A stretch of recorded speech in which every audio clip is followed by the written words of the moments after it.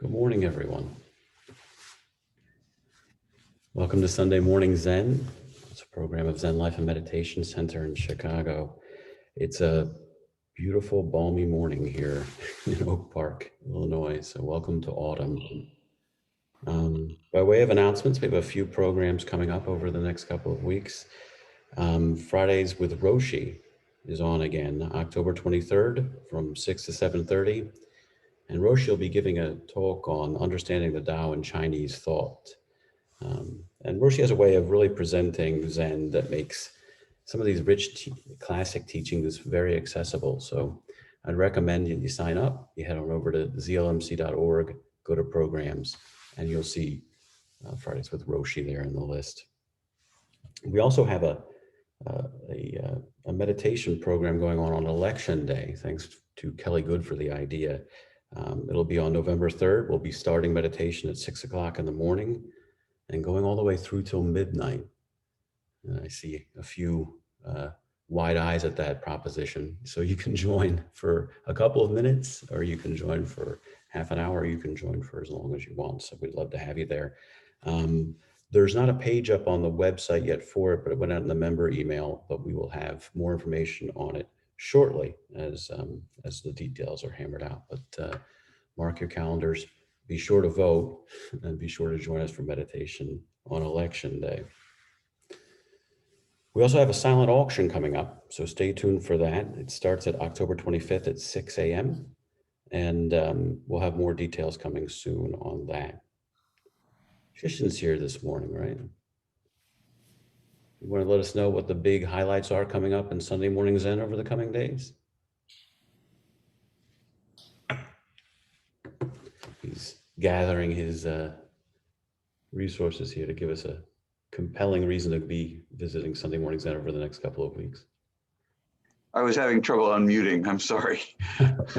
All our technical issues here. Good morning, everybody.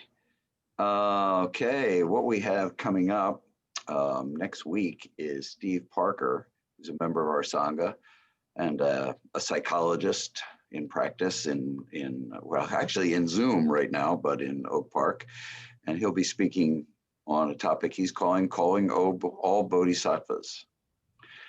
On November 1st is Ellen Burks, who Roshi invited, and she will be speaking Zen in an age of inter-spiritual practice. And I think that is really good right before Election Day.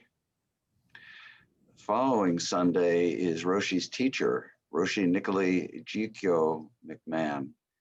I don't know what she's speaking about yet, but I personally am very excited to hear her speak. And let's just stop right there. That's good enough. We know that in Zoom our memories are more limited, so let's just stop right there. Thank you, Shikan. Appreciate it. By way of circle announcements, do we have any circle stewards here who have some announcements for us? Robert. Yeah, Interfaith Zen Circle will be meeting this Wednesday night, 7 to 8 on Zoom. If you're on the mailing list, you'll get that link again. We're going to be reading a passage from Father Thomas Keating, talking one more week about the similarities and differences between prayer and meditation. If you're not on the list or want more information about it, here's my ZLMC email. I'm putting it in the chat. You can get hold of me, and we'll look forward to seeing you on Zoom 7 to 8 p.m. on Wednesday night, this Wednesday. Great, thanks, Robert. Sensei? Yes, today we have our study circle happening right after Sunday Morning Zen at 11:15. David Brasher's great book on Genjo Koan, The Dark Side of the Mirror. We're in chapter 12 and 13, so please join us. Any more circle announcements this morning? Yeah, on Fridays, if anyone here is a poet or enjoys poetry, we have a poetry circle that is just wonderful. Some of us periodically read our own poems. typically Sensei is reading poems from nuns from the 16th century back, and they are modern as today. It's fabulous. So I invite anybody who's interested in poetry to please join us, and it's the link for that is on the weekly email that comes out. Thanks for that. I just also want to welcome everybody who's new today. I see some new people like Linda Porter and Rania. You might have been here before, but we were so happy that you're joining us today.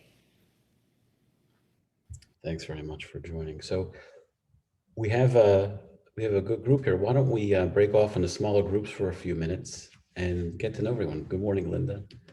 And get to know everybody. So you'll get an invite up on your screen, and when you do, just click on it and you'll be in a smaller group, so everyone can talk and get to know each other a little bit better. Here we go.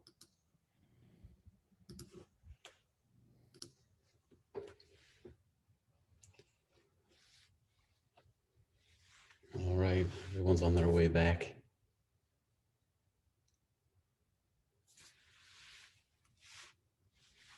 Michael, say again where you are. Where I am, Oak Park. Oh, okay. I'm sorry. I thought you said it was a balmy day. It is, well, yeah. It's actually now taken to the raining side of the equation. So Oh, Yeah, it's not supposed to get higher than 58 here today.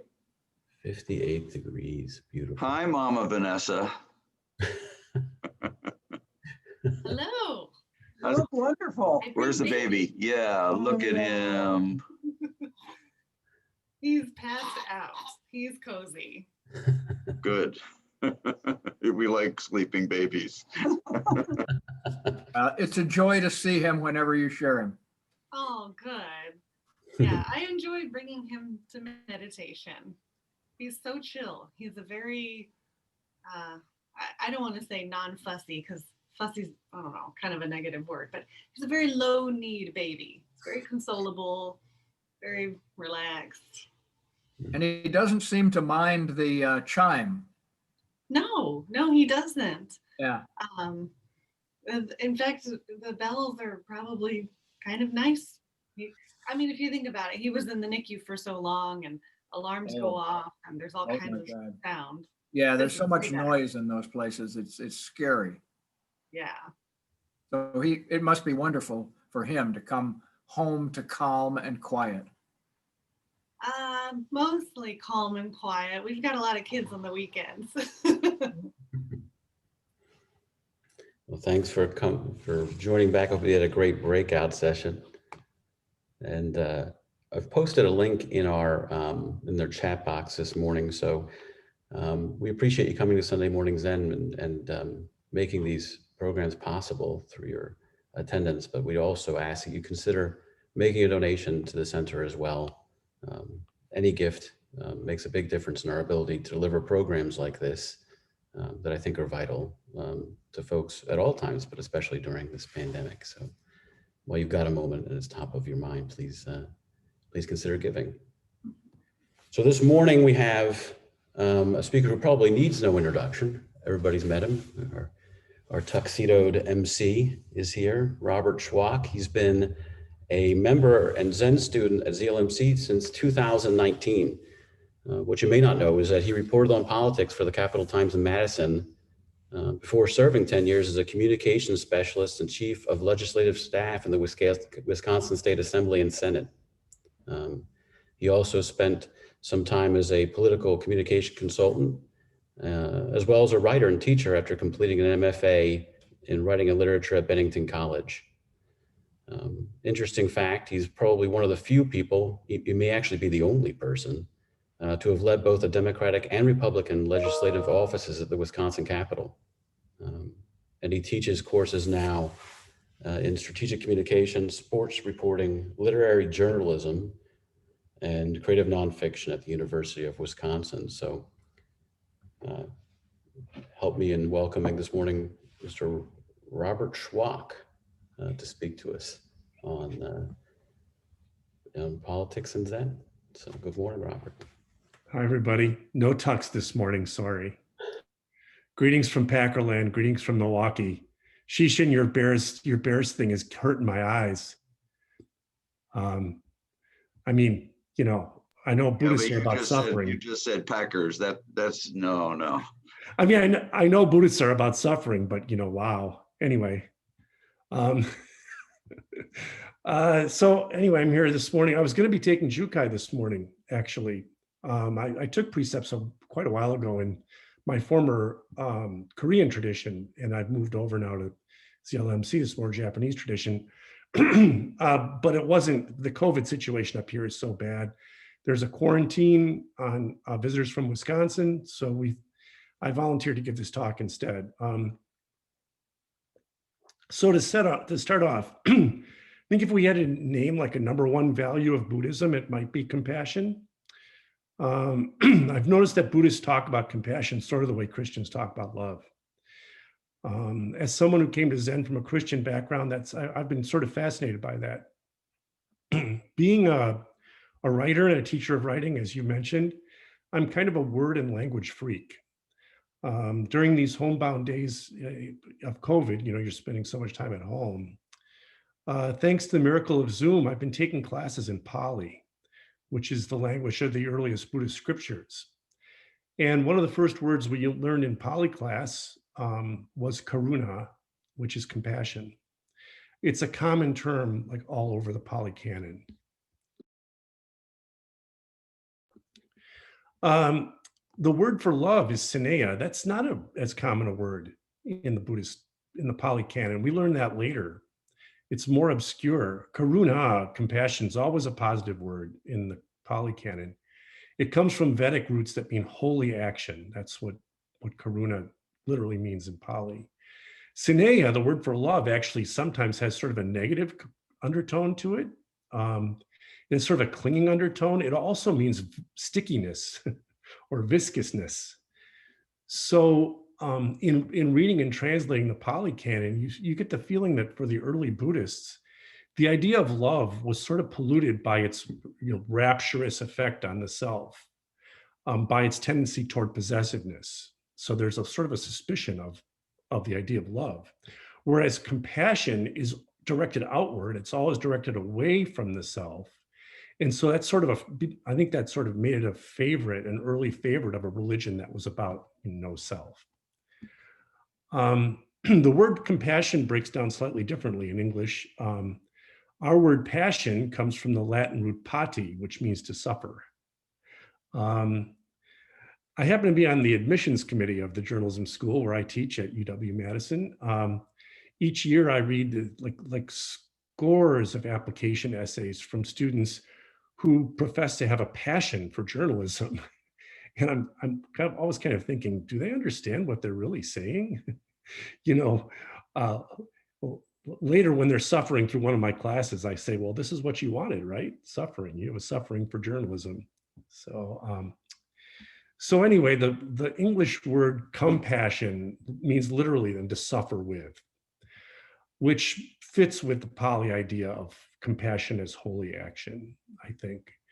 And maybe nothing is holier in Buddhism than to suffer with the beings we vow to free from suffering. I mean, how are we going to free the world from suffering if we don't know what we're freeing people from, if we don't know everyone's sufferings? Now, it's very easy to understand the sufferings of those who are similar to ourselves, right? I mean, when we're suffering from something, we identify automatically with somebody who's suffering from the same sorts of things that we are.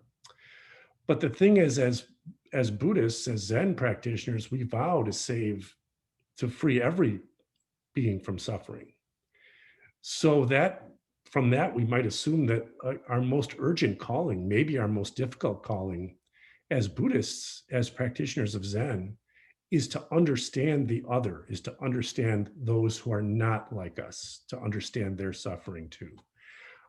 Christians might put it, love thy enemy. And that's one of the tougher teachings of Christianity too. In America, we're obviously living through an age of extreme polarization along the lines of politics. You know, that doesn't need to be said. I think it's related to an increasing divide between urban life on one hand and rural and suburban life in the other, and the way that those are diverging in our society. I didn't come up with that idea. That's all over the political literature. I think it's very true that the political divide in the country is sort of a proxy fight for an increasing divide between urban life and other sorts of life in America. I really believe that we as Zen practitioners have a particular calling, we have a duty in our culture to find compassion for our political opposites, whichever side we're on. We have a real calling to understand the other in this polarized climate that we're living in this country. So I volunteered to give this talk in lieu of my Jukai because I feel like I've got something unusual to say about that calling, because I've had, before my career in academics, which is my encore career, I had as Shikan mentioned, I had a rather unusual political career where I got to be an insider in both parties, which couldn't even happen today, I don't think. And even then it was relatively rare. And I don't know of anybody else in our state who led offices in both parties. I don't think I've never heard of that. It could never happen now. I think it gives me a little bit of a unique, having been an insider in both parties and a pretty highly placed one, I feel like I have a little bit of a unique window anyway into the partisan differences and into partisan politics in the country. And that's what I kind of want to talk about a little bit this morning, in an effort to help us understand the other, no matter which side of the aisle we might be on. Especially with this presidential election nearly upon us, and we're going to have a period of agony for one side or the other once this is over. You know, that's for sure. That's one thing that's going to happen for sure. So I think it's our duty to prepare ourselves for that. So the way that my bizarre political career happened, well, I grew up in a wealthy suburb of Milwaukee. I grew up in a very staunch Republican household. My father owned a printing company in downtown Milwaukee, and for years, he was an officer of the Republican Party of Waukesha County. Now, those of you in Chicago, if Waukesha County rings a bell, you can read a lot about about that county and its area in the national political press right now. You'll hear about the WOW counties of Wisconsin. That's an acronym for Waukesha County, Ozaukee County, and Washington County. Those are the WOW counties. They're one of the nation's reddest areas. They're some of the most Republican counties in the country. And Wisconsin being a swing state, it's a very, those three counties could literally decide the election coming up. What's happening in the WOW counties used to be very, very solid Republican, and Republican candidates would win by 50 and 60 and 70 points. All of a sudden, they're only winning by 25 and 30 points, and that is putting Wisconsin putting Wisconsin into the swing state column. And it's sort of representing what's happening with Republicans and suburban voters. So I'm a WOW County native. I'm a native of one of the most famously Republican areas in the country.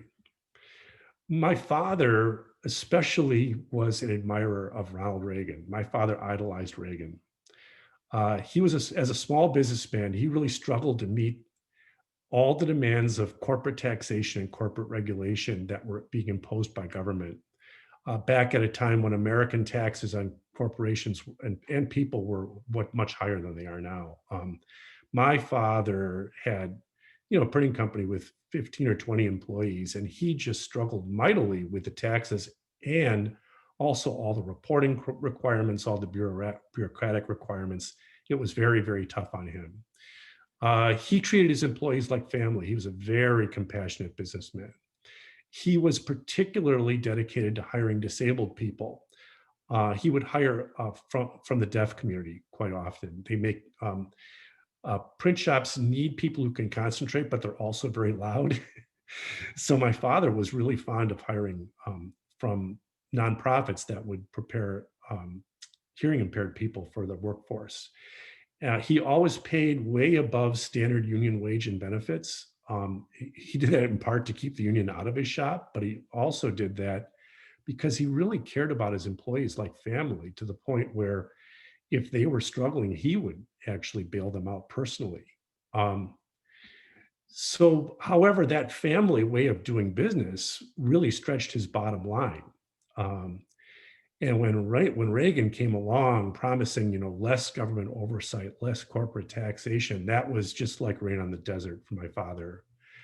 He saw that as a way that he could keep his business both profitable and caring. My father would sometimes tear up when he would see Reagan speak on television. I remember Ronald Reagan speaking at the 1976 Republican National Convention, and my father crying in front of the TV. And I inherited that love of Reagan and that love of small government from my dad. I inherited that when I was a young person. When I got to college at the University of Wisconsin in Madison, which has always been one of the most liberal campuses in the country, I was an outlier, I mean, to say the least. I wore a Reagan bumper sticker on my backpack in 1980. And believe me, I took the brunt of a lot of snowballs for having that on my backpack. In political science classes, I learned a new word for my father's small government political beliefs, and that word was libertarian, with a small L, not the Libertarian Party with a big L. Libertarian was what my father was, and I realized that was what I was. That meant socially liberal, but fiscally conservative. That meant hands off my private life, hands off my pocketbook, small government. Now, in today's scrambled politics, a libertarian might identify as a Democrat, because Republicans have sort of come to represent big government when it comes to your personal life.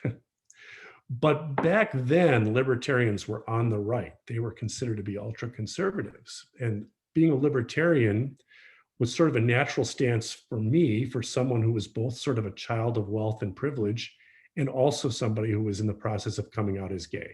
So, libertarian was just natural for me.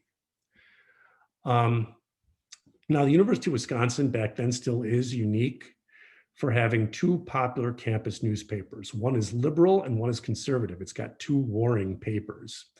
And I became sports editor of the Badger Herald, which is the conservative one.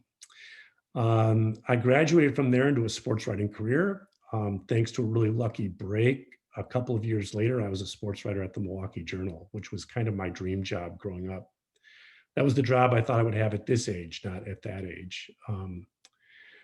But it turned out that sports writing was sort of a poor choice of career for a gay guy in the 1980s. There was a lot of homophobia in the sports world back then. There was a homophobia in our own newsroom. And I got wind of that from, shall we say, reliable inside sources that I was being talked trash about both in locker rooms and the newsroom. So I decided to become a political writer instead. That was my other passion, or my other suffering, as the case may be, was politics. So I quit sports writing. I went through the public affairs reporting master's program at the Medill School of Journalism at Northwestern. I went to grad school at Northwestern at that point. At Northwestern, though, I kind of fell in love with the study of politics more than the reporting of it. And I ended up as a graduate student in political science, first at the University of Chicago and then later at Wisconsin. One day when I was a grad student at Wisconsin, my advisor called me into her office, and she said that the political science department had received a call from a state assembly representative at the state capitol, which is just a few blocks from the university. It's the other end of State Street in Madison. This lawmaker was looking for a part-time staffer to write press releases and to deal with reporters.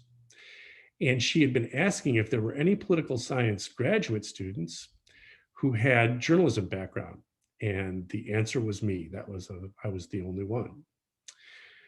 And so the department had arranged, if I wanted, to go have an interview with this lawmaker to become her part-time press secretary, essentially. So I went and did some research on this lawmaker, and I found out she was a Democrat. She was from a blue collar district on sort of the working class south side of Milwaukee. That wasn't, at that time, that was not going to be a fit for me. So as a courtesy, I called the lawmaker and I said, thank you, appreciate it, but I'm a Republican. And she said, well, that's okay. Why don't you come and interview anyway? I was kind of shocked by that. I had no intention of taking this job, but I thought meeting the lawmaker would be an interesting experience. I was intrigued that she would interview somebody from across the partisan aisle. Even back then, at a time that was more bipartisan, that was unusual.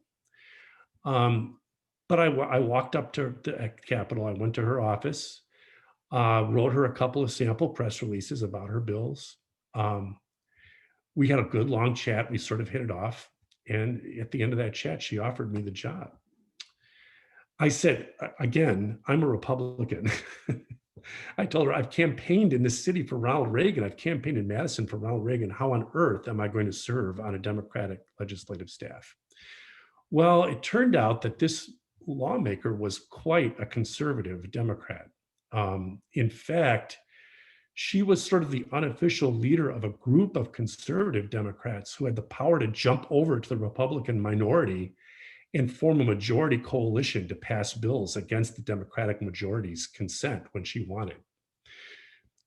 This was the early 1990s, and this was before hyperpartisanship had arrived. It was before gerrymandered districts took all the moderates out. And back then, from that spot in the middle, as a moderate, as a conservative Democrat, this lawmaker had cobbled together enormous power. Nothing could really pass without her, because if her and the other 6 or 7 conservative Democrat lawmakers decided against a bill, well, the Republicans had a majority, and she was sort of their leader. So she thought that having a Republican, a closet Republican on staff was sort of perfect. I mean, no one was really going to know what my actual party feelings were. I mean, we don't have official party registration in Wisconsin. All our elections are open. Didn't have Republican tattooed on my head. And all I was being asked to do was write press releases a few hours a week and answer some calls from reporters, you know. And as a graduate student, I could really use the pocket money, so I took the job. Not long after, just a couple months after that, the chief of staff in this lawmaker's office left for a position in the private sector. It was summertime. The legislature was on recess. Not much was happening at school either for me. And I agreed to fill in as chief of staff in the office, but only until this lawmaker could find somebody else. However, over the next few months, she really liked the job I was doing. And in the meantime, the academic job market kind of collapsed. I could see my doctorate was not really going to go anywhere. Thus did I end up as a Republican chief of staff in a Democratic legislative office. That's how that happened. Now, I didn't trumpet the fact that I was a Republican. For all anyone knew, I was a Democrat. I mean, a really conservative one. I mean, I was working for a very conservative Democrat. I was certainly someone who was worthy of suspicion by progressives, but I was seen to be a Democrat nonetheless. So in essence, I was sort of undercover. It was an undercover Republican on the inside of the Democratic Party. Well, let me tell you, I was shocked to find out what my fellow Democratic staffers thought of Republicans. That we were mean, you know, that we didn't care, that we were just out for ourselves, that we were sexists, you know, that we were racists. I was just shocked by that. I mean, I didn't think I was any of those things. You know, I sincerely believed that bureaucracy and government overreach were like ruining society and the economy for everybody, for rich and poor. I really thought the free market had a better shot at saving people from poverty than the government I was working in, which was largely inept. So, I mean, when Reagan came in and cut corporate taxes, my father was able to expand his payroll. He was able to hire more people. he was able to hand out raises to keep his good workers. And to me, that was the solution to economic disparity. I believed in trickle-down economics because I saw it working in my family's own business. I mean, I wasn't out to be some sort of meanie that wanted to cut government programs. I certainly didn't think I was an oppressor or a pawn of the rich or a racist. I mean, heaven forbid, I didn't think I was any of those things. So I came to like my Democratic colleagues in the legislature. I made many good friends in that job. But over time, I came to feel rather uncomfortable and slightly dishonest as a Republican at heart in a Democratic position in politics. So after I'd served in that office for about 4 years, the state Senate, which was the upper house, I was working in the assembly, which is the lower house. The state Senate, which had fewer members and bigger staffs, was a higher house. That the Senate changed from a Democratic to a Republican majority. Majority offices in government typically have more responsibility in governing, and so they have more staff and than minority offices. And suddenly, when that happened, there were all sorts of promotion opportunities for assembly staffers to go up and work for Republicans in the Senate. At that time, my conservative Democratic state representative was co-sponsoring a number of bills with a certain Republican state senator. And I was working alongside that Republican staff, shepherding these bipartisan bills through our legislature. And so I was almost like a member of their staff on all these bills. They had a staff opening. They could hire an extra staffer, and I applied for that position. I let them know, look, I'm conservative enough. I would feel comfortable in a Republican office. I didn't quite tell them that I had been a Republican all along, but I told them I would be comfortable switching. I didn't hear back for quite a while. I learned later that there was a big tempest behind the scenes in the Republican Party in Wisconsin about hiring me, because there were a lot of Republican staffers looking for jobs, and they didn't think it was a good idea to hire a gay Democrat for a Republican opening. but the lawmaker and staff in that office had worked with me for so long. They liked me. They really wanted me, and eventually they hired me. And I could finally come out of the closet politically. I was finally a Republican in a Republican job. I could be me, finally.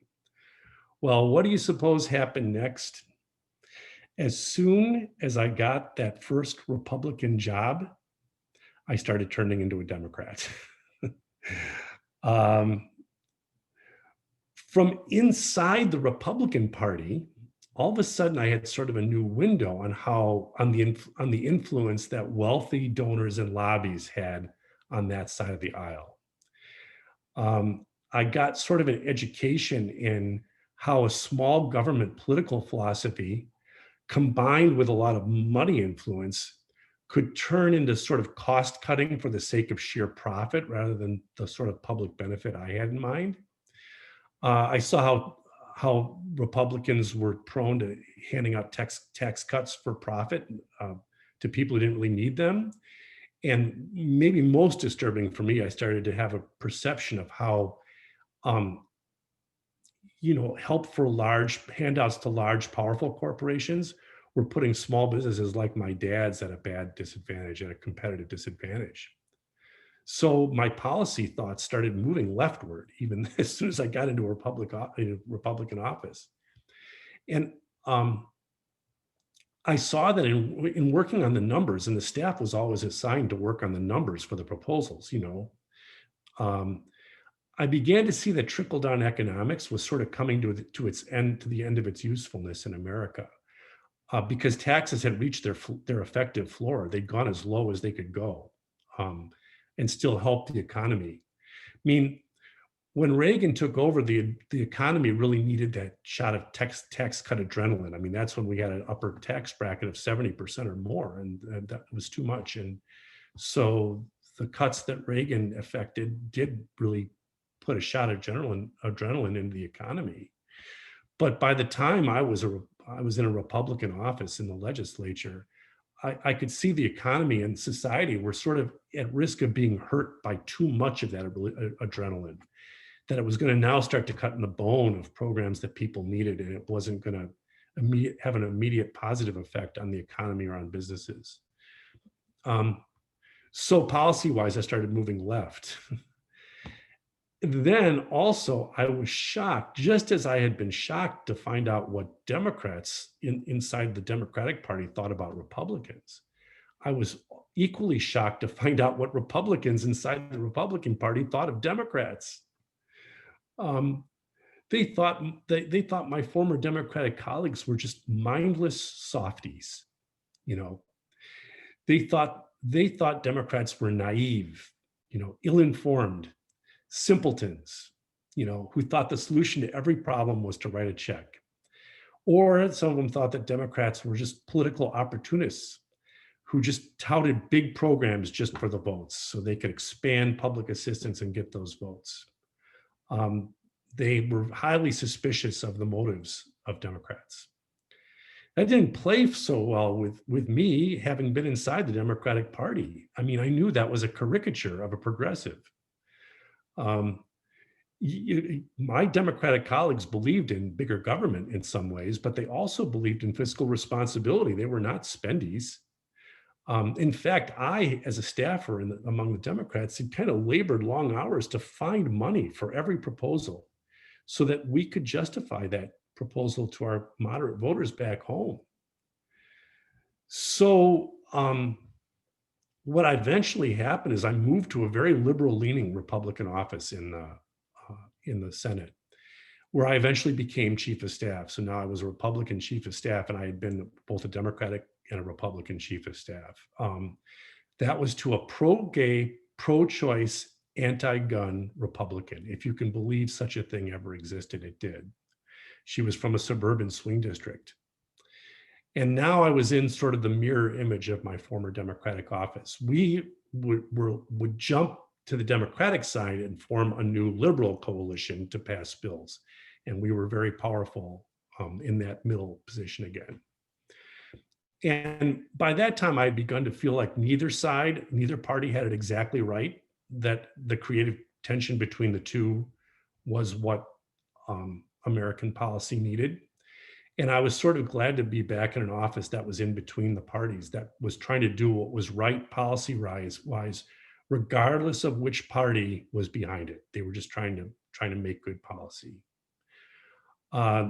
Unfortunately, around that time, a political bomb went off inside our Capitol, and that bomb was called talk radio.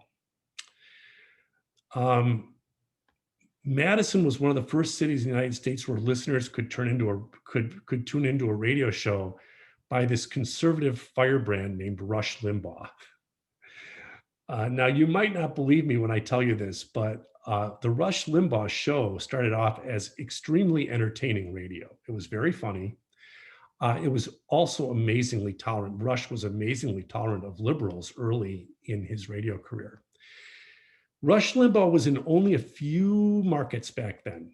Madison was one of the first, so a fair number of his callers back then came from Madison, and he relished that. He would say, "Oh, another call from the People's Republic of Madison, let me have it." And he would argue in a sort of hilarious way on the air with people from Madison.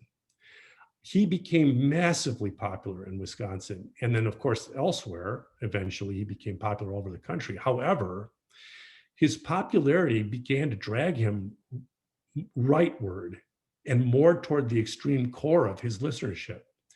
And as that happened, he spawned an ultra-conservative imitator in Wisconsin, a local guy named Mark Belling. And he started taking after moderates in the Republican Party by name. I mean, it seemed like every afternoon, this guy on statewide talk radio in Wisconsin would blast us or some other moderate Republican office in the legislature for playing ball with Democrats. And it began turning our constituents against us. It wasn't long before our Republican office could go work with Democrats only like at our political peril. We risked losing a lot of votes by even talking with a Democratic office or co-sponsoring a bill with the other side. And what I didn't quite realize was happening at the time, now I realize it now, is that this was happening in capitals all over the country, as well as in the state, as well as in the US Capitol. what was happening, and we have a word for this in the journalism biz, is viewpoint journalism was on the rise. Journalism that, instead of being objective, was formulated to cull a viewership or readership only on one side. And that was starting to swamp the ratings of objective news on TV and on radio and in newspapers. And as that happened, my job as chief of staff turned from bipartisan negotiation into partisan bomb chucking. That became the job. You chuck partisan bombs at the other side. It wasn't fun. I left the legislature at that point. I took a job lobbying the AIDS lobbyist for Wisconsin, and I eventually started my own political nonprofit communication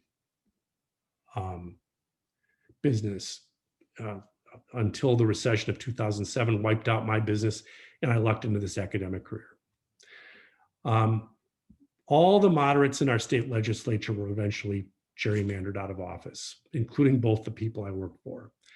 They couldn't defend themselves in districts that were redrawn by partisan majorities to be either deep red or deep blue. There were no more purple. I still don't consider myself a card-carrying member of either party. It's been years since I voted for a Republican, though.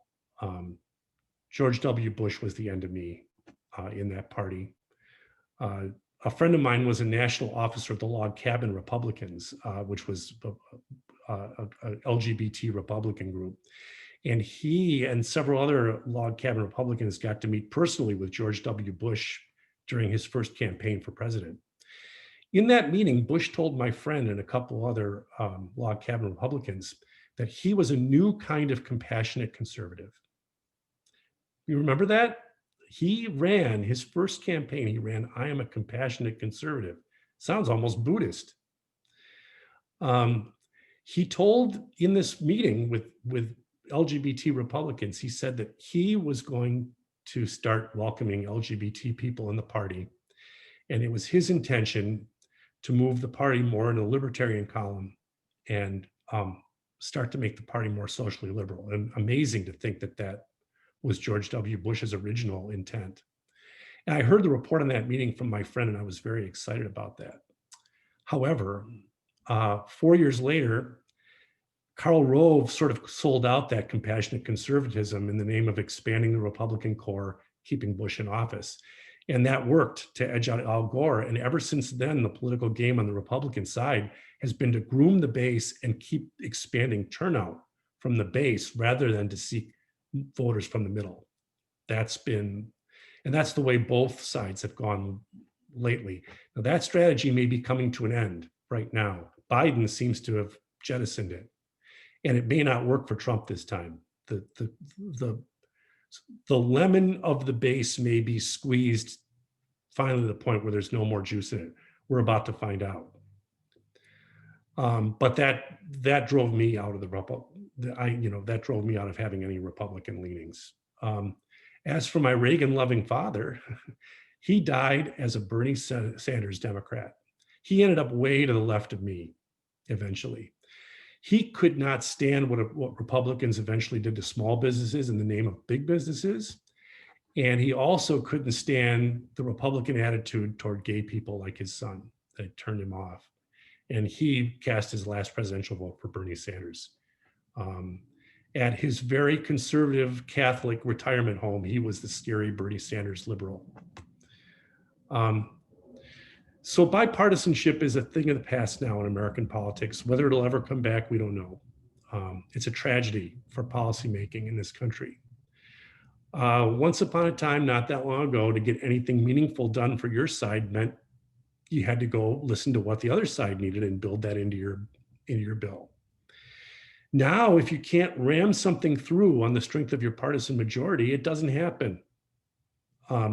Lawmaking is pretty much straight red or straight blue. And all the shades of purple and all the people in the middle, all the nuances, that's all ignored. And I happen to think that's the opposite of the middle path of Zen. That's the extreme path. That's the path that politics are on right now. Now, ZLMC, we are not a political organization. We're a Zen center. But as Buddhists, I really believe we're called to help break this partisan stalemate that's stifling our country. I really feel we have a special role in that. As Buddhists, we know that the only way to break this thing is by forming and fostering compassion for those who are on the other side of the mythical aisle from ourselves, whichever side that might be for any of us. So I'm here to propose this morning that maybe instead of concentrating on how the other side's beliefs are wrong, maybe we can also start to understand where the other side's beliefs come from. Are there bad Republicans for those of us who are progressives? Are there conservatives whose beliefs are motivated by greed or hatred or racism? Yeah, I've met those people. They're out there. It's not 47% of the country. Are there progressives who allow that sort of thing to poison their own attitudes and expressions of belief, who return hate with hate? You bet. I've been that person. I'm guilty of that. I'm here to tell you that just as there are Democrats who are motivated by extreme concern for those who are oppressed, there are Republicans who believe with a very true and caring heart that economic opportunity, loosely regulated, is the solution to social and economic and racial oppression. They think that government assistance is an insult to everyone who receives it. They really believe that. Now, none of us has to agree with the other side.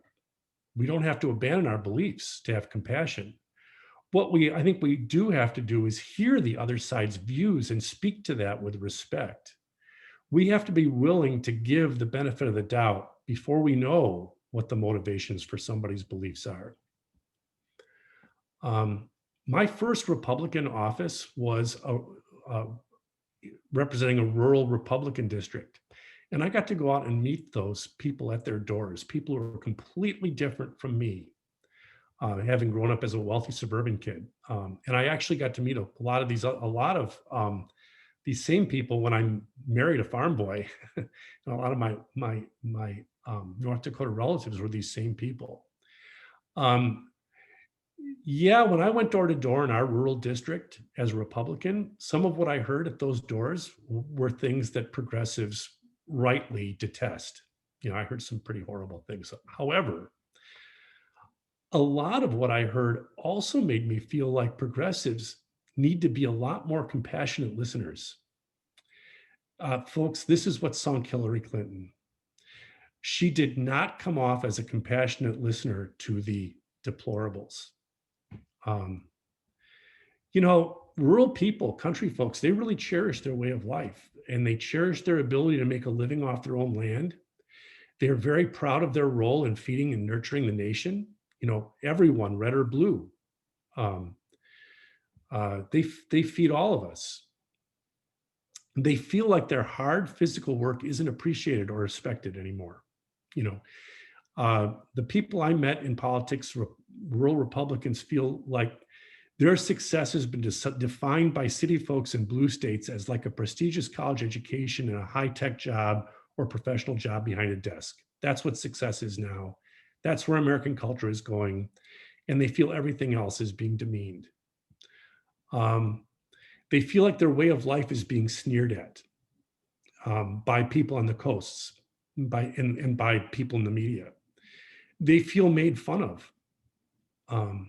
They feel like the way that they talk and the way they dress, the sports they follow, the music they listen to, they feel that's all being ridiculed by American culture, by popular culture. Now, I'm here to tell you that Republicans have focus grouped that stuff to death. They know it. And this certain shrewd political operative named Steve Bannon crafted a persona for a candidate named Donald Trump that spoke directly and powerfully to those rural folks. Those folks who feel like the American economy and culture are leaving them behind. That message speaks to those folks so deeply that they're willing to all but ignore the man himself, the person from which these messages are coming. Now, I think too often these messages are coming out from the mouths of conservatives in a hateful way, for sure. I mean, there's dog whistle racism, there's all that stuff. That's a problem on the Republican side. But let's also keep in mind that thanks to the rise of viewpoint journalism, most of us hear what's most hateful from the other side. We don't really hear the whole message. Neither Republicans don't hear the full Democratic message. Democrats don't hear the full Republican message. I think all progressives should give Fox News a watch now and then, especially during the daytime when they focus on news rather than their incendiary talk at night. I feel the same way about conservatives, that they should be watching MSNBC, especially during the day. Andrea Mitchell's show is just excellent journalism. And I think if everybody were watching a little the other side with a little bit more of an open mind, we would at least come to understand what's going on a little better. Now, when we do encounter hate, when we do encounter something from the other side that we just cannot bear, when compassion feels like impossible, I think what we can maybe try to respond with is forgiveness. One of the best experiences I've had in Zen practice is the forgiveness workshop here at the Zen Center that I took here. I hope we'll bring that back. I think we're probably going to really need that workshop more than ever over the next several years. I hope we'll do that forgiveness workshop again. At that workshop, I learned that forgiveness is not about abandoning your own values. It's not about saying you think that your enemy is right. It's not about ignoring or excusing the injustice you might perceive on the part of somebody else. You know how often you go to a meeting or a conference or a workshop and you take notes all day and then you just never look at those notes again? I actually revisit my notes from that forgiveness workshop once in a while. I have them on my shelf. Here are a few things I jotted down from that workshop that I think are really, really important to understand in the political culture today. These are notes. Anger at injustice is fully justified. It's a problem when it settles into the heart as resentment. Forgiveness is about overcoming resentment to a wrongdoer and offering them compassion, mercy, and love, even if they don't have a right to it, even if they don't deserve it. Appreciate the rarity of human life. Appreciate the preciousness of impermanence of life. The reality of death should enliven us. Our obligation to forgive is urgent. We should realize the reality of karma, the power of actions, the inescapability of suffering, and the way forgiveness can change the quality of suffering for ourselves and for others. We must come to a point where we no longer wish to do an offending person harm. Do no harm is the ground precept. The reluctance to forgive often arises from a misunderstanding of forgiveness as excusing the other from harm. The first step toward forgiveness is our own commitment against harm, against harsh talk or bad actions toward others. This can feel like a victory. This is being bigger than the hurt that has been inflicted on us.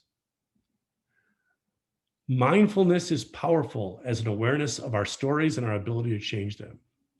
Forgiveness requires patience, persistence, personal integrity, and dignity. In the end, it's a matter of bearing witness. So those notes from the forgiveness workshop here are about all. I think that's about all there is to say. I mean, I think our nation desperately needs people who can act from compassion and forgiveness despite our differences. And may some of those people be us. So that's all I have to say for this morning.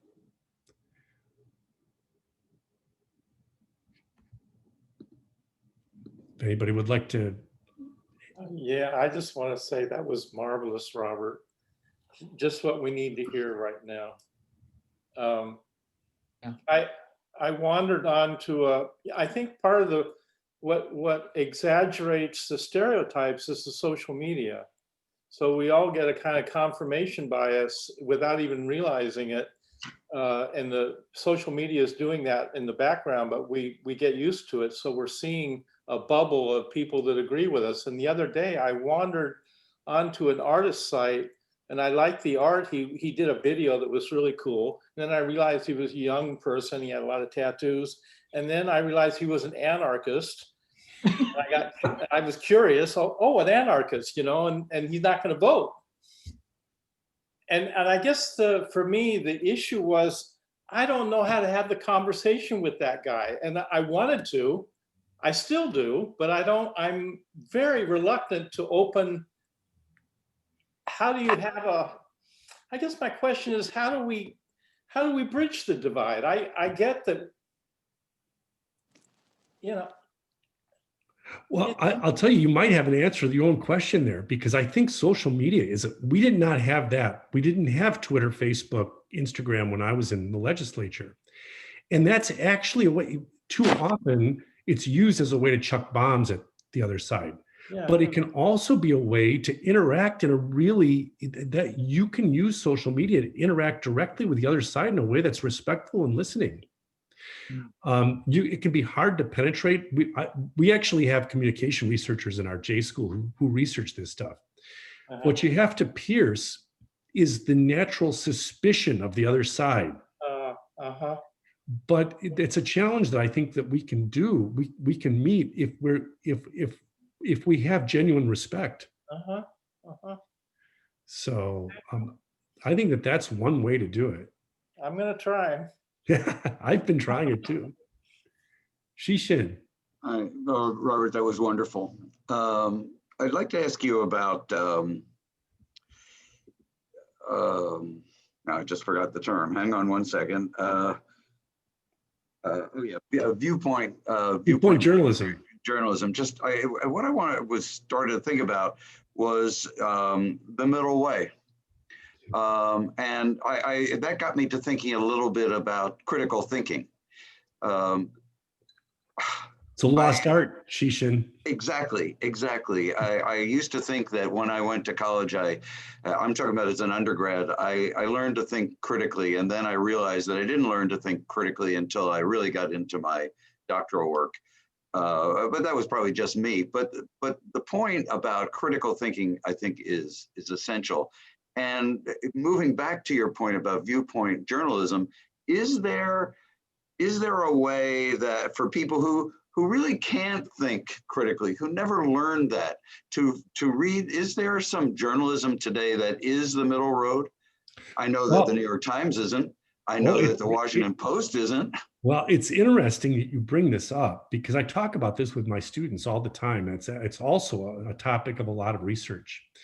One thing that I think is important is to consume a variety of media. I require my students to read both the New York Times and the Wall Street Journal. I require them to do that. So that, that way you at least get a sense of, at least you can read both sides and understand the bias. Another thing, this is something that's really coming in journalism that I think is so interesting. And for me, as somebody who's sort of still has sort of this free market heart, I think it's an amazing thing. The future of journalism might be nonprofits.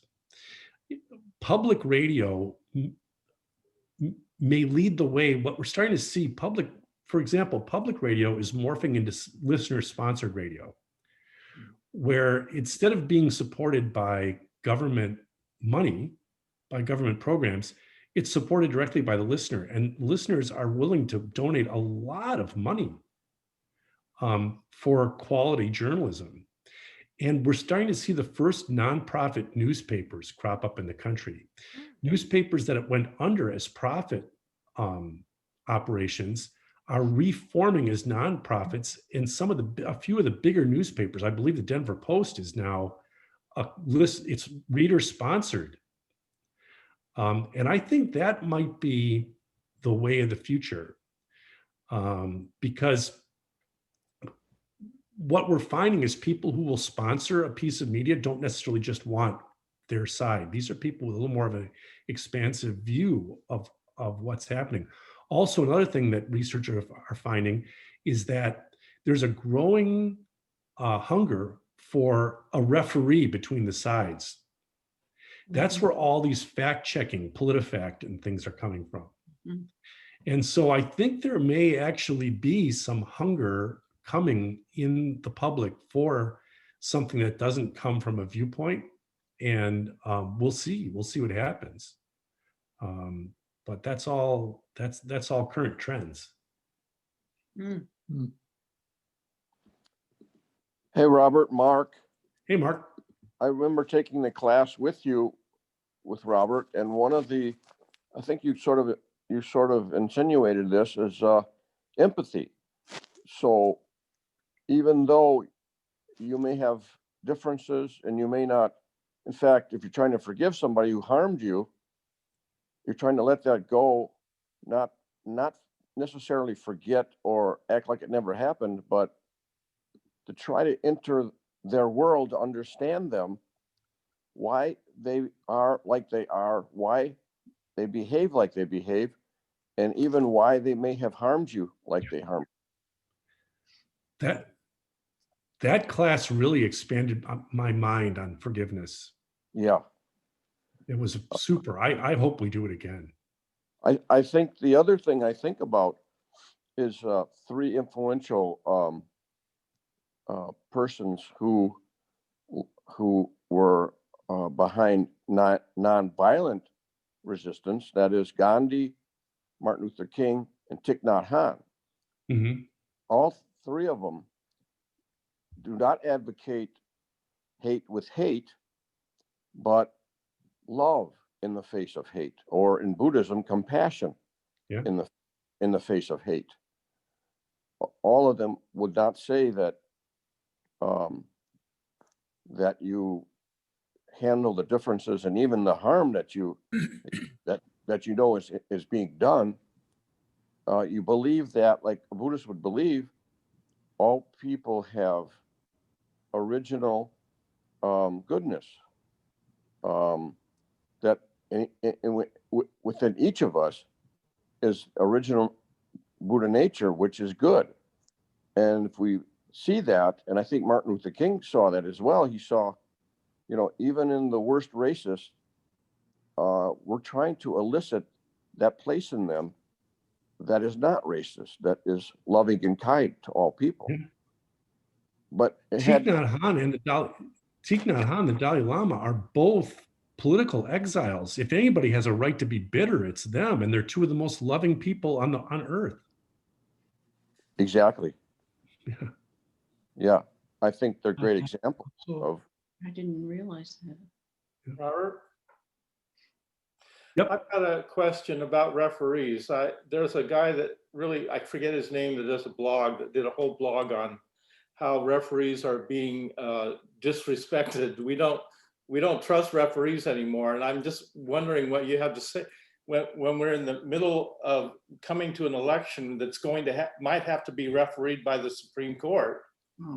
I just had this thought the other day that someone was talking about, the referees are going to deal with things, and I'm thinking, but no one respects the referees. But one thing that that's important to keep in mind is that the extremes of the parties are the loudest part. Mm-hmm. Yeah. And what we tend to hear is the edges, and we don't hear the middle. And we know from the popularity of these fact-checking stories and organizations that lots and lots and lots of people are interested in knowing, in having some sort of objective determination about partisan news content. So I think it's important that we don't generalize the loud extreme of either party into that everyone. I really learned a lesson about this when I was in the state assembly, and the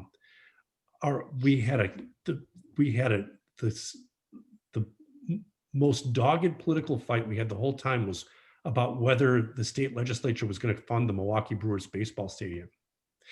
And everybody thought that conservatives were against this, but what we found out in polling was that a pretty substantial minority of conservatives were against it, but they were so loud, so visible and so vocal that they were having outsized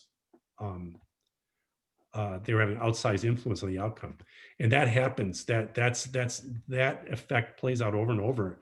So you have to do, it's important to kind of try to get past the shouting. Maybe, Robert, if you could get your students interested in reporting from the middle, I think that University of Wisconsin J School might be a voice. Part of the problem is, there's no news in the news from the middle. And maybe you could turn that around and say, yes, there is, and turn your students loose on going out and finding it, and then writing about it. Well, a lot of them, that's exactly what they want to do. It's harder and harder to find a job. A lot of my students are going into journalism style PR jobs because that's what's funded. Right.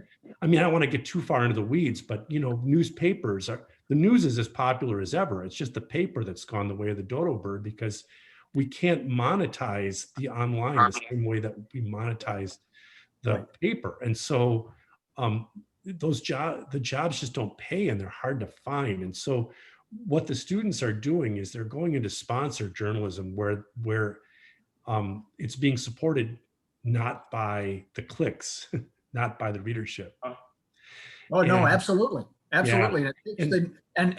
The money, that's where the money is. So if you as a J school could say, here we are in the middle of the country, and here are these students, and they're going to talk about what everyday people are talking about. You'll start out with a niche audience, but on the other hand, if the school, it'd have to be the school saying, yeah, this is going to be University of Wisconsin School of Journalism report. And you could do it weekly, and then maybe, We actually have that, Sandy. Oh, yeah. Oh, we have a phenomenal, it's an investigative journalism, but it's bipartisan. And it's actually funded. We have a nonprofit center that does its own news outlet. We also have a community journalism that does, we're already doing this. It's very successful. If you go to Wisconsin, I'll put this, if you go to wisconsinwatch.org, you'll see it. I'll put this in the chat. Well, you were very lucky. You probably worked at the last time when there was civil communication among various parties and among staff, so that you could disagree but not be disagreeable and still go out and have lunch. I was the end of the golden age. Yeah. And Republican and Democratic staffer and lawmakers would go out with each other when the floor fight was done, and we would tease each other, but we would socialize, and you knew you had to have the other side's consent. Yeah. And the floor fights back then were like kabuki theater because everything had been agreed behind the scenes. And it was choreographed. The leaders would say, okay, Representative X, you're going to get up and say X and Y and Z. Then Representative Y on the other side is going to get up and blast you. And then, and in the end, we're going to vote on it. It's going to be 54-46 and it's going to pass. That's not the way it goes anymore. And it's not fun. I mean, that was the fun of it for me. Not only is it sad, lawmaking's not fun anymore. So, I mean, the fun of it for me was, imagine how much fun I had when I was a closet Republican in Democratic office. You get to go over to Republican offices and negotiate with them. And they were like, wow, you really speak our language, Bob. So, but that's all over. That's all done. I also appreciate your story, Robert, about how you kind of changed your politics based on the context that you were in. And that's a little unusual. I think we tend to hold to a particular point of view in a more rigid way. So I appreciate the way that you've talked about how this developed for you from your actual experience and your father. And just so grateful for your talk this morning. It's just exactly, I don't know how, I think everyone else feels the same thing, that we really need to hear this kind of balanced discussion about politics that can take in the middle and then have some compassion for the other side. Yeah, well, I mean, I think that it's organizations like a Zen Center that can really help bring that to the world. you know. I mean, I was very fortunate in the state legislatures. I came there from academics, from the study of it. And so I had sort of an open mind from academics. So it was that was unique too. Lucky.